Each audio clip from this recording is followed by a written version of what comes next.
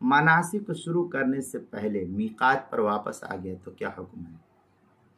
चुनांचे हज के मनासिक शुरू करने से पहले अगर मीकात से आगे बढ़कर इहराम बांधा मगर अफ़ाल हज या उम्रा मसलन तवाफ शुरू करने से पहले मीकात पर वापस आ गया और मीकात पर आकर तलबिया पढ़ लिया तो इससे दम और गुनाह दोनों साबित हो जाएंगे। चुनांचे गुनियत नासिक के अंदर है फ़इन आदा क़ब्ल अन यशरा फ़ी नुस्क वलब्बा इंदल मीकात यानी दाखिल फशमुला मा इदा लब्बा खारिजो बाद मा जावद सुम्मा रजा मर्र भी साकितन सकतल इस्म वद्दम इंदना।